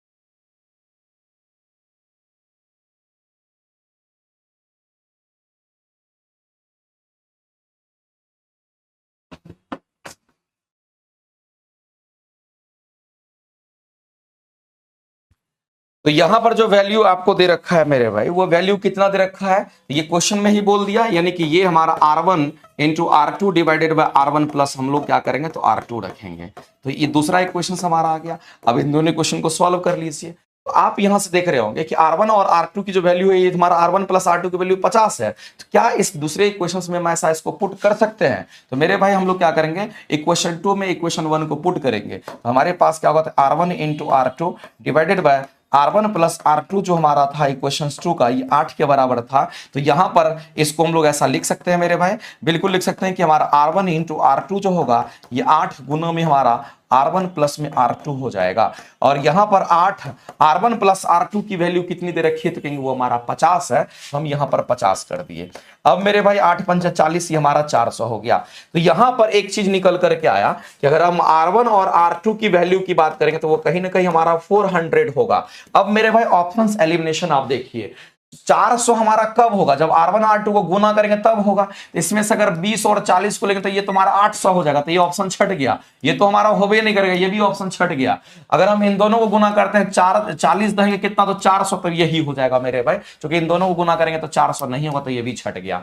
तो इसको ऑप्शन एलिमिनेशन से बनाना था। और आप कहेंगे R1 की वैल्यू 10 और R2 की वैल्यू हमारे कितने, तो कहेंगे 40 हो जाएगा। तो कुछ नहीं करना था, दोनों तरीके से आपको बना सॉल्व कर लेना था। आपके सामने में ये क्वेश्चन है। आगे बढ़ते हैं मेरे भाई, अगला क्वेश्चन देखते हैं। प्रत्युचुंबकीय पदार्थ की अगर बात करते हैं, जब इसको चुंबकीय क्षेत्र में रखते हैं तो इसकी गति क्या होगी मेरे भाई, तो ध्यान रखना कि यहां पर प्रबल से दुर्बल क्षेत्र की ओर जाएगी। यानी कहने का मतलब है मेरे भाई कि प्रतिचुंबकीय पदार्थ जो हमारे होते हैं, ये सबसे कम चुंबकीय गुण वाले पदार्थ होते हैं। तो मेरे भाई इसके अंदर क्या होता है, इसके अंदर चुंबकीय गुण और कम हो जाएगा, चुंबक मैग्नेटिक फील्ड हमारा और बढ़ जाएगा। यानी कि मेरे भाई ये प्रबल से हमारा दुर्बल क्षेत्र की तरफ ये चला जाएगा। आगे चलते हैं। आंख की पुतली जो होती है, जो आंख की पुतली होती है मेरे भाई, ये पुतली क्या करता है, तो आपको ध्यान रखना है प्रकाश की मात्रा अनुसार समायोजित। यानी कि आप सीधा समझिए कि जो प्यूपिल्स होता है उसको पुतली कहते हैं, वो प्रकाश को एक मार्ग प्रदान करता है। तो मेरे भाई ये क्या करता है, तो प्रकाश की मात्रा तीव्रता के अनुसार स्वतः ये क्या करता है, तो वो समायोजित हो जाती है। इसके लिए आंसर हमारा ये करेंगे। आगे चलते हैं मेरे भाई, अगला क्वेश्चन है ट्रांसफार्मर की बात कही गई है। तो ट्रांसफार्मर में द्वितीयक टुनली यानी कि सेकेंडरी वाइंडिंग की बात करते हैं, जिसमें ट्रांसफार्मर वोल्टेज प्रेरित होने का हमारा मुख्य कारण क्या है, क्योंकि मेरे भाई इसमें हमारा मैग्नेटिक फील्ड हमारा चेंज होते रहता है, इसीलिए हम लोगों को वोल्टेज में भी परिवर्तन आ जाता है। और ट्रांसफार्मर हमारा वोल्टेज में परिवर्तन करता है, इसलिए दो तरह का ट्रांसफार्मर होता है, एक स्टेप डाउन, एक स्टेप अप। स्टेप डाउन क्या करेगा, वोल्टेज डाउन करेगा तो करंट का मान बढ़ जाएगा, और स्टेप अप वोल्टेज को अप करेगा तो करंट डाउन हो जाता है, क्योंकि वोल्टेज और करंट में उल्टा रिलेशन होता है। अगला कहता है मेरे भाई कि एक वस्तु अपनी स्थिर अवस्था की बात कर रहा है, और स्थिर अवस्था मतलब प्रारंभिक वेग का मान 0 हो जाएगा, चलना शुरू करता है और 2 सेकंड में इसकी गति इतनी प्राप्त कर लेती है। तो मेरे भाई त्वरण का मान क्या होगा, तो त्वरण का एक फॉर्मूला होता है, वेग में परिवर्तन की दर को क्या बोलते हैं, त्वरण कहते हैं। और वेग में परिवर्तन मतलब अंतिम वेग में ना प्रारंभिक वेग डिवाइडेड बाय टाइम। तो अंतिम वेग कितना है मेरे भाई, तो इतना गति प्राप्त कर लेता है। प्रारंभिक वेग कितना था, 0 था, और टाइम कितना ले रहा है मेरे भाई, तो 2 सेकंड का ले रहा है। ये कहीं ना कहीं मेरे भाई 2.5 मीटर पर सेकंड स्क्वायर हमारा त्वरण निकल करके आएगा, और आंसर करेंगे सी, करेक्ट हो जाएगा। आगे चलते हैं, शक्ति की बात करते हैं मेरे भाई। हम सभी लोग जानते हैं कि जो शक्ति का फॉर्मूला होता है वो हमारा क्या होता है, तो शक्ति इक्वल टू हमारा क्या होता है, यहाँ पर हमारा कार्य अपॉन में समय होता है। हम सभी लोग जानते हैं शक्ति इक्वल टू हमारा क्या होता है कि यहाँ पर कार्य अपॉन में समय होता है, ये power equal to work upon में टाइम। दूसरी बात, कार्य एक प्रकार का हमारा ऊर्जा होता है, कार्य एक प्रकार का ऊर्जा होता है, ऊर्जा बटे समय की हम बात करेंगे। तो मेरे भाई ऊर्जा की दर को ही हम लोग शक्ति कहते हैं। तो आपको ध्यान रखना, कार्य करने की दर को ही ऊर्जा, या कार्य करने की दर को शक्ति कहेंगे, या ऊर्जा हस्तांतरण की दर को शक्ति कहेंगे। तो कार्य करने की दर को शक्ति कहेंगे, दर का मतलब समय, या ऊर्जा हस्तांतरण की दर को शक्ति कहेंगे, दोनों आपका चलेगा। यानी इस क्वेश्चन का आंसर करेंगे ऑप्शन नंबर बी आपका राइट हो जाएगा। आगे चलते हैं मेरे भाई, अगला दे रखा है कि द्रव्यमान दे रखा है, संवेग आपको निकालना है। किसी का भी संवेग निकालना है तो उसके द्रव्यमान में उसके वेग से गुना करते हैं, ये बात आप सभी लोग जानते होंगे। तो संवेग निकालने के लिए मेरे भाई द्रव्यमान गुना वेग कर दीजिए, और द्रव्यमान आपको 400 दे रखा है, और वेग आपको कितना, तो 0.25 कहने का मतलब मेरे भाई 1/, यहाँ पर 1/4 हमारा हो जाएगा, इतना हो गया। इसको कैच पुट करोगे तो मेरे भाई हमारा कितना, यहाँ पर संवेग हमारा 100 kg मीटर पर सेकंड होगा, और इस क्वेश्चन के अगर आंसर करेंगे तो हमारा 100 kg मीटर पर सेकंड करेक्ट आंसर हो जाएगा। kg मीटर पर सेकंड, सॉरी 100 100 केजी मीटर पर सेकंड यहां पे है, यहां किलोमीटर पर सेकंड हो गया तो गलत हो जाएगा, 100 केजी मीटर पर सेकंड करेंगे, राइट। आगे चलते हैं, अगला कहता है कि मानव नर की बात कर रहा है, वृषण में यानी कि टेस्टिस में मेरे भाई हमारे स्टमक से वो बाहर होता है, जाहिर सी बात हमारे पेट से बाहर हमारा वृषण होता है, और वृषण कोष की थैली होती है जिसको हम लोग स्क्रोटम सैक कहते हैं, उसको क्यों वहां बाहर रहता है मेरे भाई, उससे क्या फायदा है, तो आपको ध्यान रखना है हमारे वृषण में टेस्टिस में स्पर्म का फॉर्मेशन होता है, और स्पर्म के फॉर्मेशन के लिए हमारे बॉडी टेम्परेचर से 2 से 3 डिग्री टेम्परेचर अगर कम रहता तो हम कहेंगे प्रॉपर यहां पर स्पर्म का फॉर्मेशन हो पाता है। तो शुक्राणु निर्माण करने के लिए यानी कि स्पर्म के फॉर्मेशन के लिए शरीर से 2 से 3 डिग्री तापमान से निम्न तापमान होना चाहिए, तो मेरे भाई ऐसी स्थिति में इसको मदद करता है, ये साइंटिफिक यहां पर मेरे भाई एक रिलेशंस है। आगे आपको दे रखा है कि बताइए कुल धारा का मान कितना होगा, तो ये तो सबसे आसान क्वेश्चन है, I इक्वल टू आप V/R कर दोगे तो टोटल वोल्टेज कितना, तो 4 वोल्ट, टोटल रेजिस्टेंस हमारा कितना, तो 2 दूनी यहाँ पे 4, यानी 1 एम्पियर की जो धारा है मेरे भाई वो 1 एम्पियर की धारा हमारा यहां पर बहेगी, और 1 एम्पियर की धारा इसमें भी बहेगी, और 1 एम्पियर की धारा हमारा इसमें भी बहेगी, यानी हम कहेंगे टोटल करंट हमारा चाहे इसमें सभी में बराबर होगा, और ये सीरीज में है तो करंट के मान में कोई परिवर्तन नहीं होगा, कितना भी रेजिस्टेंस लगा दो सभी में हमारा धारा 1 एम्पियर ही जाएगा, उस हिसाब से ध्यान रखेंगे। तो मेरे भाई इस क्वेश्चन का आंसर करेंगे टोटल धारा हमारा कितना, तो कहेंगे 1 एम्पियर, करेक्ट हो जाएगा। आगे चलते हैं, अगला दे रखा है मेरे भाई कुपिका की बात करते हैं, तो हम सभी लोग जानते हैं अगर हम एल्वुलाई की बात करते हैं, अगर हम यहां पर एल्वियोलाई की बात करते हैं, यहां पर अगर हम एल्वियोलाई की बात करते हैं और एल्वियोलाई को हम लोग क्या कहते हैं, इसको हम लोग यहां पर कुपिका कहते हैं। तो एक बात आप ध्यान रखना मेरे भाई, इस कुपिका की बात करते हैं, एल्वियोलाई की बात करते हैं, इसी में गैस एक्सचेंज होता है, यहीं पर क्या होगा तो आपको ध्यान रखना है, यहीं पर हमारा गैस एक्सचेंज होता है, यहीं पर गैस एक्सचेंज होता है, ये बात आपको ध्यान रखना, यानी कि गैस का आदान प्रदान यही होता है। और एल्वियोलाई जो होता है मेरे भाई ये फेफड़े का पार्ट है, ये किसका पार्ट है, तो हम कहेंगे यहां पर फेफड़ा का ही ये पार्ट होता है, इस बात को ध्यान रखेंगे, हमारा जो लंग्स होता है उसी का ये पार्ट होता है। लेकिन मेरे भाई ये मटर के दाने समान थैलीनुमा संरचना होता है, इस बात को ध्यान रखना। इसके स्ट्रक्चर की अगर हम बात करते हैं, इसकी संरचना की अगर हम बात करते हैं, तो ये चीज आपको ध्यान रखना है कि इसका स्ट्रक्चर थैलीनुमा संरचना होता है। ये कैसा स्ट्रक्चर होगा, कहेंगे यहां पर थैलीनुमा संरचना की हम बात करते हैं, ये थैलीनुमा संरचना में हमारा मौजूद होता है, लेकिन इसको नंगी आंखों से नहीं देख सकते क्योंकि बहुत छोटा होता है। तो मेरे भाई आपसे बोला गया है कि नीचे उल्लेख किया गया एल्वुलाई के बारे में और कौन सा गलत स्टेटमेंट उसको ढूंढना है। तो मेरे भाई ये उंगलीनुमा संरचना नहीं होता, उंगलीनुमा संरचना कौन होता है, तो मेरे भाई वो विली होता है। वो कौन होगा कि ये हमारा विली होता है जो कि छोटी आंत के अंदर पाया जाता है। ये कहां पर मेरे भाई, तो छोटी आंत की बात करते हैं, छोटी आंत के अंदर में क्या होता है, कहेंगे छोटी आंत के अंदर में हमारा विली होता है और वो विली अंगुलीनुमा संरचना होता है। ये तो मेरे भाई इसकी संरचना थैलीनुमा होता है, एकदम छोटा छोटा पैकेट जैसा होता है। ये उंगलीनुमा नहीं होता, ये गलत हो गया, गलत ही ढूंढना था आंसर सही, बाद बाकी और सब सही हमारा करेक्ट हो जाएगा। आगे चलते हैं, अगला कहता है कि पौधे का कौन सा भाग अपशिष्ट पदार्थ को संग्रहित करता है। हम लोग जानते हैं मेरे भाई कि प्लांट की जो पत्तियां होती है उसमें वैक्यूल्स होता है और उसी में भोजन का संग्रह होता है और भोजन का भी संग्रह होगा और अपशिष्ट पदार्थ का भी संग्रह होता है, हमारा रिक्तिया, जिसको हम लोग वैक्यूल्स के नाम से हम लोग जानते हैं। आगे चलते हैं, अगला क्वेश्चन कहता है निम्नलिखित में से गलत कथन के बारे में बताना है। न्यूलैंड्स ने तत्वों को बढ़ते हुए परमाणु द्रव्यमान के आधार पर, तो मेरे भाई ये बिल्कुल सही स्टेटमेंट है और उन्होंने स्टक नियम दिया था, ये भी करेक्ट है। दूसरी बात कहता है कि सोडियम के बाद हमारा सोडियम लिथियम के बाद, यानी कि यहां पर मेरे भाई अगर हमारा लिथियम है, हम लोग जानते हैं हलीना करप्सस फरियाद, यानी मेरे भाई ये अगर हमारा यहां पर देखेंगे तो लिथियम की परमाणु संख्या 3 होती है, तो सोडियम की परमाणु संख्या कितनी होती है, सोडियम के परमाणु संख्या 11 होती है, तो दोनों का अंतर कितने, तो 8 का अंतर है। इसका मतलब मेरे भाई इसका ये 8वां हमारा होगा, बिल्कुल सही बात है। लिथियम के बाद सोडियम जो हमारा 8वां, ये बिल्कुल सही तत्व है। अगला कह रहा है मेरे भाई कि हमारा बेरिलियम, तो बेरिलियम हम लोग जानते हैं मेरे भाई, तो बेरिलियम हमारा कितना, तो hydrogen helium lithium beryllium bohrium की बेरिलियम का 4 होगा और कैल्शियम का कितना होगा, कहेंगे कैल्शियम का हमारा 20 होता है। तो जाहिर सी बात है कि 4 के बाद हमारा 8 होगा, तो 4 8 हमारा 12 होगा और 12 8 हमारा 20 होगा, यहां भी 8 यहां भी 8, यानी इसके बाद मेरे भाई ये 8वां में यही आएगा। तो बेरिलियम के बाद अगला 8वां मैग्नीशियम होगा, यहां पर हमारा मैग्नीशियम होगा बेमक का, तो 8 4 के बाद हमारा 12 12 के बाद हमारा 20 होगा, तो 8 ही अंतर के बाद मिलेगा। इसका मतलब मेरे भाई बेरिलियम के बाद 8वां तत्व जो हमारा होगा, बेरिलियम के बाद यहां 8वां मैग्नीशियम और फिर हमारा क्या होता है यहां कैल्शियम। एक्चुअली में ये वही कहना चाह रहा है कि 8वें तत्व की बात कर रहा है, ये 8वें की बात कर रहा है और ये हमारा कैल्शियम होगा और यहीं तक हमारा ये नियम लागू था। तो ये भी स्टेटमेंट को आप सही मान के चलिए।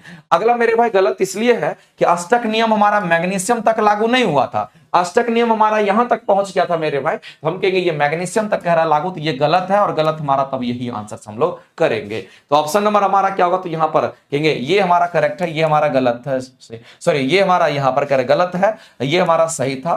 तो यहां पर आंसर आपको बताना था, ऑप्शन में आपको दे रखा है। तो मेरे भाई केवल और केवल गलत कौन है, तो कहेंगे 4 नंबर गलत है। तो 4 नंबर गलत कहां पे है, तो ऑप्शन नंबर ए आपका करेक्ट आंसर हो जाएगा। Option number A correct answer हो जाएगा। थैंक यू मेरे बच्चे, मिलते हैं हम लोग फिर अगले सेशन में। धन्यवाद। सबसे पहले क्वेश्चन नंबर 1 देखोगे क्या कह रखा, कहता है कुछ पोत कप है, जितना भी पोत है इसके कुछ हिस्सा पे क्या है, तो कप है। कहता है कोई कप स्टूल नहीं है, कप की दुश्मनी किससे है, स्टूल से है। और सभी खिड़कियां कप है, जबकि जितनी भी खिड़कियां हैं ना वो सारी की सारी खिड़कियां क्या है, कप है। अच्छा बेन है। अब देख लो क्या कहता है, कुछ पोत के खिड़की होने की संभावना है। तो कुछ पोत के खिड़की होने की संभावना नहीं है, कुछ पोत खिड़की है, गलत हो गया। कोई खिड़की स्टूल नहीं है, तो खिड़की की स्टूल के साथ दुश्मनी ही नहीं है, यानी गलत हो गया। सभी कप खिड़कियां हैं, सभी कप बिल्कुल खिड़कियां दिख रही हैं, क्योंकि स्टेटमेंट में ही कह दिया गया है कि सभी खिड़की कप है। जब सभी खिड़की कप हो गया तो सभी कप भी तो क्या हो गए, खिड़की हो। अच्छा सभी खिड़कियां कप का है ना, 1 मिनट बच्चा, 1 मिनट, ये तो टेढ़ा हो जाता काम। सभी खिड़की कप है, जितना भी खिड़की है ना वो कप के, बहुत बढ़िया। कुछ पोतों के खिड़की होने की संभावना है, तो कुछ पोत के खिड़की होने की संभावना बनेगी। कोई खिड़की स्टूल नहीं है, कोई खिड़की स्टूल नहीं है, ये भी सही हुआ। सभी कप खिड़की है, तो देखो तो सभी कप हमको खिड़की नहीं हो सकता है, या हो भी सकता है, लेकिन हम 100% नहीं कह सकते हैं कि सभी कप जो है वो खिड़की है। तीसरा, कोई पोत स्टूल नहीं है, तो कोई पोत स्टूल नहीं है नहीं कह सकते। तो सही कौन हुआ, तो 1 और 2 सही हुआ। 1 और 2 किस में दे रखा है, तो ऑप्शन नंबर डी में दे रखा है। तो आंसर हमारा ऑप्शन नंबर डी जाए। नेक्स्ट क्वेश्चन की ओर चलेंगे, ध्यान से देखोगे। 41 से 54 जाना है, इसका मतलब है कि हमने 13 ऐड कर लिया। अच्छा 54 से 67 जाना है, यानी हमने फिर से 13 ऐड कर लिया। 67 से 80 जाना है, यानी हमने फिर से 13 ऐड किया। 80 से 93 गया, यानी हमने फिर से 13 ऐड किया। यानी 93 में अब हमें 13 ही ऐड कर, तो 3 3 6 9 1 10, 106 चाहिए। 106 बाबू किस में दे रखा है, तो ऑप्शन नंबर ए में दे रखा है। तो आंसर हमारा ऑप्शन नंबर ए जो है ना, यही इसके लिए सबसे परफेक्ट और सुटेबल आंसर। नेक्स्ट वन देखोगे, देखिए फिल्में कौन बनाता है, तो डायरेक्टर के द्वारा डायरेक्ट किया जाता है। देखिए ना, ऑर्केस्ट्रा जो होता है वो कौन लेता है, तो कॉन्ट्रैक्टर लेता है। कॉन्ट्रैक्टर होना चाहिए था वह। नेक्स्ट देखो, PQRS 4 लोग हैं, RS के उत्तर में, S के उत्तर में 40 मीटर दूर जाने पर कौन मिलेगा, R मिलेगा। आगे चलो, PR के पूरब में 60, तो PR के पूरब में 60 मीटर की दूरी पर है। QR के दक्षिण में, तो QR के दक्षिण में कितना है बाबू, 50 है। ये तो 10 आएगा और यहाँ Q आएगा, 40 और 10 50 हो गए। S के सापेक्ष में Q कितना दूर है, S R के उत्तर में, ओहो, S R के उत्तर में 40 किलोमीटर दूर है। P R के पूरब में 60 किलोमीटर दूर है। Q R के दक्षिण में 50 किलोमीटर दूर है। अब पूछे जा रहे हैं S के सापेक्ष में कितना दूर और किस दिशा में। तो देखो S के रिस्पेक्ट में अगर Q के पास आओगे तो साउथ में जाना होगा, और 50 और 40 कितने जाने होंगे, तो 90 जाने होंगे। 90 और दक्षिण किस में दे रखा है, तो ऑप्शन नंबर बी में दे रखा है। तो ऑप्शन नंबर बी हमारा परफेक्ट आंसर होगा।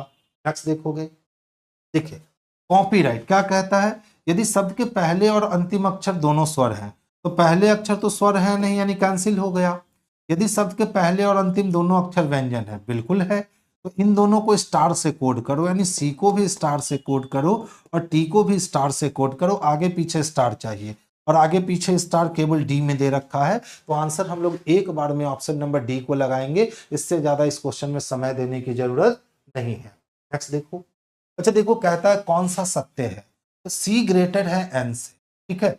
अब देख लो C किसको जानता है, A को, और A कहाँ तक लेकर आएगा, हमारी मुलाकात करवाएगा N से। तो C के पास तो यहाँ मुंह बंद है, जब C के पास यहाँ मुंह बंद है तो यहाँ भी C लेसर हो जाएगा, यानी पहला गलत है। O को मिलना है B से। अच्छा देखो O को B से अगर मिलना है तो पहले O को किससे मिलना पड़ेगा, तो A से मिलना पड़ेगा, और A उसको किससे मिलवाएगा, B से। इसका मतलब है कि O के तरफ साइन का मुख खुला हुआ चाहिए, यहाँ O के तरफ साइन का मुख बंद है, गलत हो गया। कहता है सर B लेसर है M से। देखो तो B को जब M से मिलना है तो पहले B जाएगा किसके पास, C के पास, A के पास, और A उसको मिलवाकर लाएगा किससे मिलवाने, M से मिलवाने।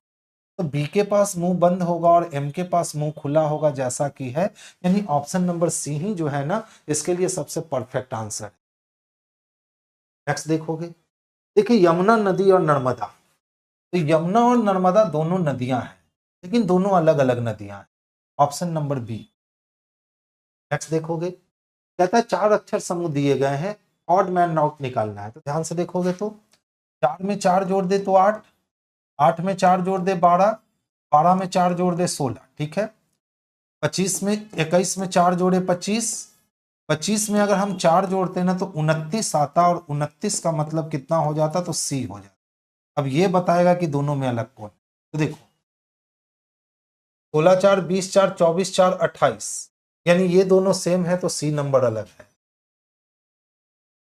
एनटीपीसी सीबीटी 1 और ग्रुप डी के लिए आपकी complete target batch 4000 MCQ question के तहत 23 सितंबर से स्टार्ट हुई है। इसकी फी मात्र 699 है। ये सारे शिक्षक गण मिलकर के आपको इस बैच को कंप्लीट करवा, ठीक है।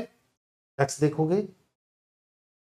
अच्छा देखिए कहता है ना कि सर दर्पण का प्रतिबिंब बनाए, तो दर्पण बाबू जब यहां रखेंगे तो जी अपनी जगह बदलेगा, देख लो जी इधर से हो जाएगा, जी इधर से हो जाएंगे, इसमें है, इसमें है, इसमें है, सब में है।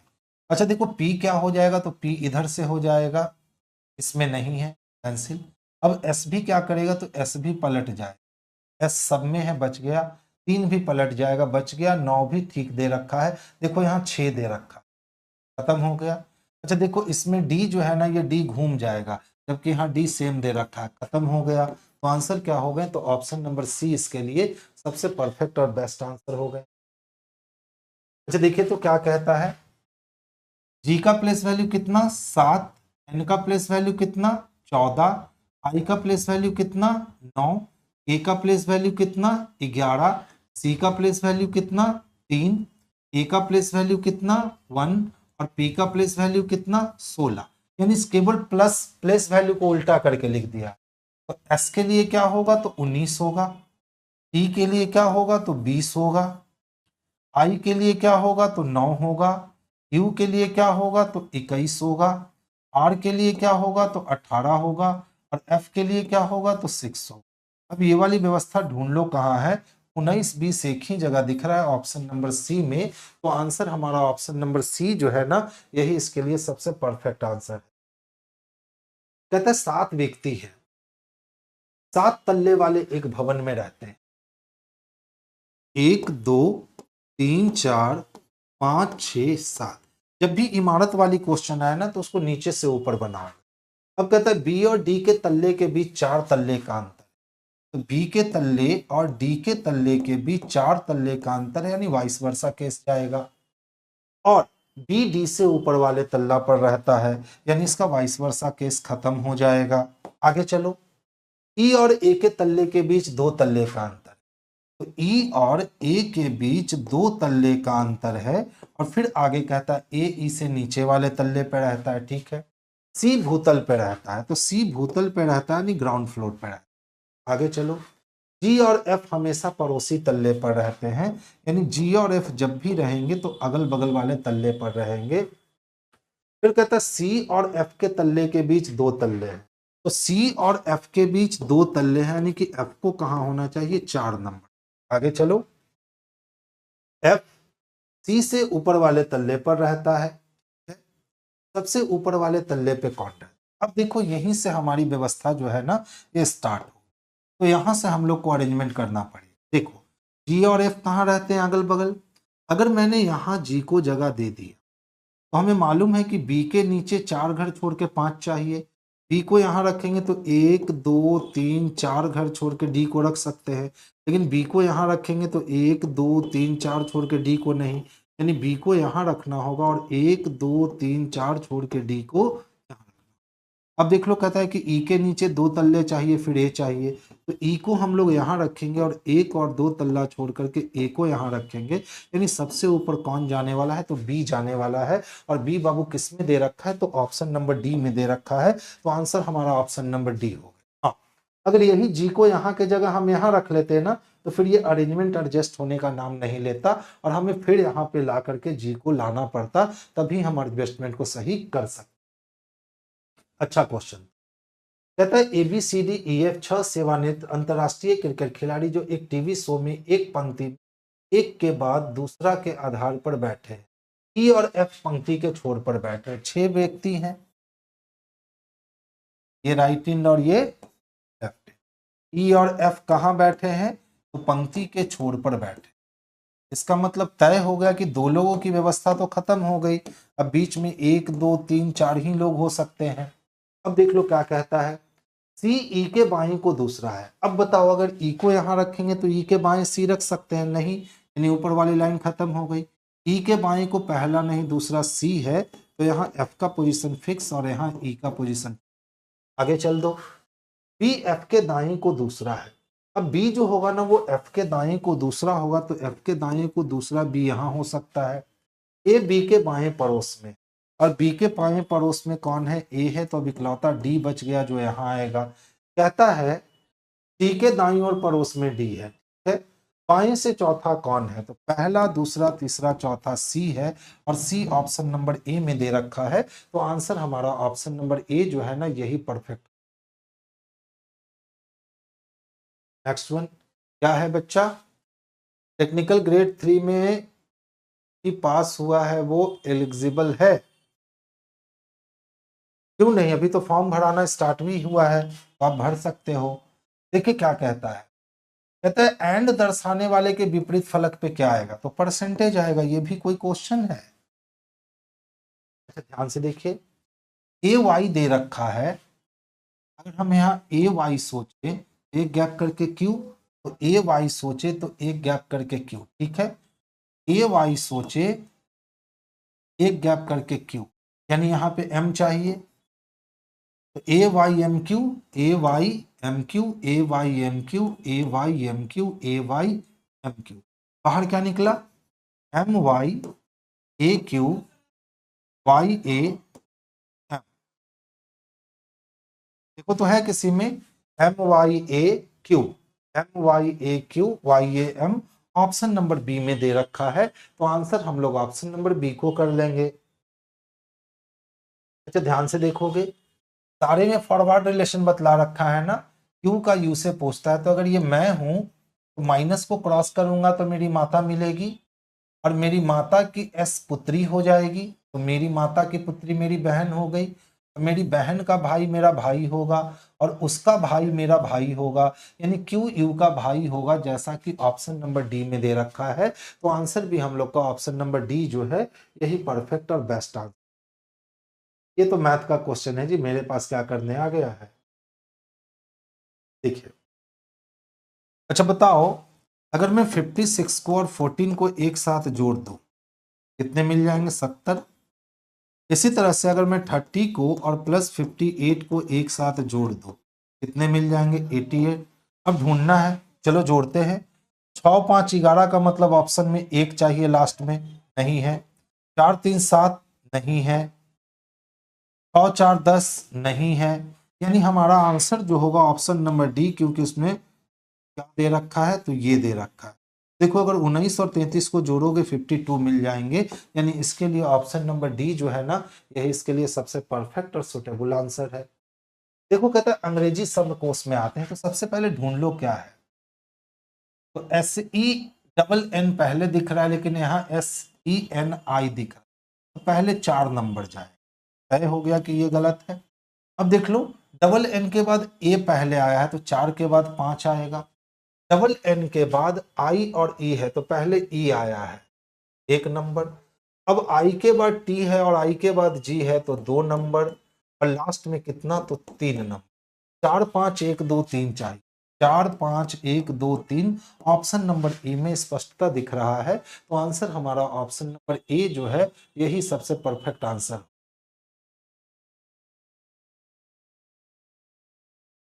नेक्स्ट वन देखेंगे। अच्छा देख लो तो बाबू, इनबॉक्स है ना, क्या है बच्चा, इनबॉक्स है। और इनबॉक्स को क्या लिखता है, MRYCL। कुछ भी तो नहीं किया जी, बस अपोजिट कर दिया। देख लो, एन का अपोजिट एम, आई का अपोजिट आर, बी का अपोजिट वाई, ओ का अपोजिट एल, एक्स का अपोजिट सी। तो किसके लिए चाहिए, ड्राफ्ट के लिए। ठीक है? दो को अपोजिट करेंगे, दो को अपोजिट, आर का अपोजिट आई, डी का अपोजिट डब्ल्यू, ए का जेड, डी का जी और एफ का यू। ढूंढ लो तो कहाँ है, आई डब्ल्यू जेड चाहिए, I W Z G U चाहिए। ऑप्शन नंबर सी में दे रखा है, तो आंसर हमारा ऑप्शन नंबर सी जो है यही सबसे बेस्ट आंसर है। देख लो, NTPC group D LP technician की बैच मात्र 299 रुपए में 400 एमसीक्यू क्वेश्चंस के साथ आप कवर कर सकते। देखिए, एक ही पासे को 3 बार घुमाए और कहता है 5 दर्शाने वाले के विपरीत फलक पे क्या होगा। देख लो, इसमें भी 5 दिखते हैं, इसमें भी 5 दिखते हैं, इसमें भी 5 दिखते हैं। जब तीनों में 5 दिखते हैं तो तीनों में क्या नहीं दिख रहे हैं, तो सर तीनों में 6 नहीं दिख रहे हैं, तो इसका आंसर 6 हो जाएगा। तो हमेशा याद रखोगे, जब एक ही पासे को 2 से अधिक बार घुमाया जाए, यानी 3 बार 4 बार या 5 बार घुमा, और किसी एक एलिमेंट को सबसे ज्यादा बार दिखा है, तो उस एलिमेंट का अपोजिट वही होगा जो नहीं दिख रहा है। तो यहाँ देखो, 5 सबसे ज्यादा बार दिखा है, तो क्या नहीं दिख रहा है, तो 6 नहीं, तो 5 का अपोजिट 6 हो जाएगा। ये रूल याद रखना, एकदम कुछ भी करना नहीं हो। देखो क्या कहता है, शिक्षा मानव समाज की मेरुदंड है। बिल्कुल, शिक्षा मानव समाज का बैकबोन है। अब कहता है तर्क दीजिए। विद्यालय सामाजिक मान्यताओं और नियमों के अधिगमन के केंद्र है। बिल्कुल, हमें विद्यालय में ही शिक्षा दी जाती है कि हमारा रहन सहन कैसा होना चाहिए, हमें क्या करना चाहिए, क्या नहीं करना चाहिए। सही है। वर्तमान में शिक्षा की अवहेलना करने वाला कोई भी समाज विकासशील और विकसित नहीं हो सकता। ये भी बिल्कुल सही कह रहा है, क्योंकि शिक्षा जब हमारे समाज का मेरुदंड है, तो अगर हम शिक्षा को अनदेखा करेंगे तो हम विकसित हो ही नहीं पाएंगे। यानी एक भी सही है और दो भी सही है, ऐसी व्यवस्था हमें ऑप्शन नंबर ए में देखने को मिल रही है। तो आंसर हमारा ऑप्शन नंबर ए जो है ना बाबू, यही सबसे बेस्ट आंसर हो। नेक्स्ट वन देखो, देख लो, 14 अप्रैल 2005 से हम लोग को 10 मई 2017 जाना है। तो पहले हम 14 अप्रैल से 10 मई आते, तो अप्रैल में 16 दिन बच गए, उसके लिए 2, और मई में 10 है तो 7 निकल गया तो 3। अब देख लो, 2005 से 2017 जाने का मतलब है कि 7 5 12, यानी 12 साल का अंतर आएगा, तो 12 लिख लो। इस 12 साल में लीप ईयर 2008, 2012, 2016, 3 लीप ईयर, 3 लिख लिया। 12 और 2 14 खत्म हो गए, 3 3 6, यानी हम लोगों को थर्सडे में या तो 6 दिन जोड़ने होंगे या तो एक दिन घटाने होंगे। तो एक दिन घटा लो, वेडनेसडे आ जाएगा, जैसा कि ऑप्शन नंबर सी में स्पष्ट रूप से दे रखा है। तो आंसर हम लोग ऑप्शन नंबर सी को कर लेंगे। देखिए, कहता है मैजेस्टी के प्रत्येक स्वर को अंग्रेजी वर्णमाला में उसके बाद, तो क्या है, MAJESTY है। तो प्रत्येक स्वर को, स्वर कितने हैं, ए ई, 2 ही स्वर है। अंग्रेजी वर्णमाला में उसके बाद के अक्षर से बदलो, तो ये बी से बदल गया और ये एफ से बदल गया। और प्रत्येक व्यंजन को उसके पहले से बदलो, तो एम बदलेगा एल से, जे बदलेगा आई जे से, एस बदलेगा आर से, टी बदलेगा एस से और वाई बदलेगा एक्स से। तो पूछता है अक्षर समूह को अंग्रेजी वर्णमाला के अनुसार व्यवस्थित करने पर। अब इसको वर्णमाला के क्रम में व्यवस्थित करेंगे, तो सबसे पहले बी, बी से बड़ा एफ हुआ, एफ से बड़ा आई मिला, आई से बड़ा एल मिला, एल से बड़ा आर, उससे बड़ा एस और सबसे बड़ा एक्स। तो पूछता है कि बाईं ओर से तीसरा अक्षर कौन होगा। देखो, बाईं ओर से तीसरा अक्षर आई होगा, और आई किस में दे रखा है बच्चा, तो ऑप्शन नंबर सी में दे रखा है। तो आंसर हमारा option number C. Next question देखिए, एक कक्षा में 29 विद्यार्थी उत्तर की ओर मुख करके सीधी पंक्ति पर बैठे हैं। सुरेश दाएं सिरे से 24वें स्थान पर, जबकि बाएं सिरे से 16 पर भास्कर है। देखिए, अगर हम 24 और 16 अगर हम करें तो ये टोटल वैल्यू हो जाएगा कितना 40। 16 और 24 कितने हो गए तो 40, लेकिन हमने विद्यार्थी कितने लगाए थे तो 29। तो अगर हम इसमें से 29 विद्यार्थी को माइनस कर देते हैं तो बच गया 11, लेकिन इसमें से हमको 2 और माइनस करना होगा क्योंकि हमने दोनों गलती कर दिया है ओवरलैप करवा कर। तो 11 में से 2 गए तो बचे कितने 9, तो आंसर हमारा हो जाएगा ऑप्शन नंबर डी। अब देखो आप चाहो तो आप इसको लाइन सेगमेंट से भी बना सकते हो, कोई बड़ी बात नहीं। देख लो कितने विद्यार्थी हैं टोटल, तो सर टोटल 29 विद्यार्थी। अब यदि हम बात करते हैं तो सीधी पंक्ति में खड़े सुरेश दाएं सिरे से 24वें स्थान पर है। तो अगर हम सुरेश की बात करेंगे तो सुरेश दाएं सिरे से 24वें स्थान पर, कौन, सुरेश है, ठीक है। अब देखो कहता है जबकि भास्कर बाएं सिरे से 16 है, तो बताओ 24 है तो ये 25, 26, 27, 28, 29, ये लाइन तो पूरी खत्म हो गई। लेकिन भास्कर के बारे में कहता है कि बाएं सिरे से 16 है, तो देखो तो 1 2 3 4 5 6 7 8 9 10 11 12 13 14 15 और ये 16, इधर से 16 नंबर पे कौन चला गया तो भास्कर चला। अब पूछे गए हैं कि सुरेश और भास्कर के बीच में कुल कितने लोग हैं, तो देख लो ये सुरेश रहा तो 1 2 3 4 5 6 7 8 9, यानी इसके बीच में बाबू 9 रहा। तो या तो आप इसको लाइन खींच के बना सकते हो या तो आप इसको इसको इस मेथड से भी बना सकते हो, ठीक है। नेक्स्ट वन देखोगे, देखिए तो एल से ओ जाने का मतलब है 12 से 3 जोड़ देने पे 15 और 15 में अगर हम 6 जोड़ दे तो 21 हो जाए, ठीक है। और देख लो 21 है तो 5 यहाँ और 4 यहाँ, यानी कि 9 जुट गए। तो 3 6 9 जुटा तो अगला तय है कि सर 12 जुटेगा, और 12 जुटेगा तो 12 और 4 16 हो जाएगा, लगभग सब में दे रखा है। अच्छा देखो तो 5 से 10 से 15 से 20, तो 20 5 25 होगा, यानी y चाहिए, ये दोनों कैंसिल हो गए और ए नंबर हमारे लिए जो है ना सबसे परफेक्ट और सबसे बेस्ट आंसर हो। नेक्स्ट वन देखो, अच्छा देखो तो क्या कहता है। अच्छा ये वाली क्वेश्चन है, कितना दे रखा है तो 13 और 25 दे रखा है। बी नंबर क्या है तो 15 और 27 दे रखा है। सी नंबर क्या है तो 17 और 31 दे रखा है। डी नंबर क्या है 9 और 15 दे रखा है। 13 दूना 26 माइनस 1, 15 दूना 30 माइनस 3, 17 दूना 34 माइनस 3, 9 दूना 18। ऑप्शन नंबर ए अलग होगा, देख लो क्यों। अगर 13 को हम 2 से गुना करें तो 13 दूना 26 हो जाएगा और 1 की कमी करेंगे तब 25 आएगा, ठीक है। लेकिन वही अगर हम 15 को 2 से गुना करते हैं तो 15 दूना 30 हो जाएंगे और 30 में अगर हम 3 की कमी करें तब 27 आएगा। इसी तरह से अगर 17 की बात करें तो 17 तिया कितने हो गए तो 51 हो गए, और 51 में से अगर हम कितने 17 दूना कितने हो गए तो 34 हो गए, और 34 में से अगर 3 माइनस कर दें तो 31 मिल जाएगा। इसी तरह से अगर हम 9 को 2 से गुना करें तो बाबू 9 दूना 18 हो जाएगा, और अगर 3 माइनस कर देना तो 15 हो जाएगा। यानी हर बार दुगना करके 3 माइनस करना होता है, ये अकेला है जिसमें दुगना करके 1 माइनस करना होता है। तो आंसर हमारा ऑप्शन नंबर ए जाएगा। एनटीपीसी सीबीटी 1 ग्रुप डी के लिए कंप्लीट बैच 699 अभी बताया हूं। तो आज की सभा हमारी यहीं बर्खास्त की जाती है।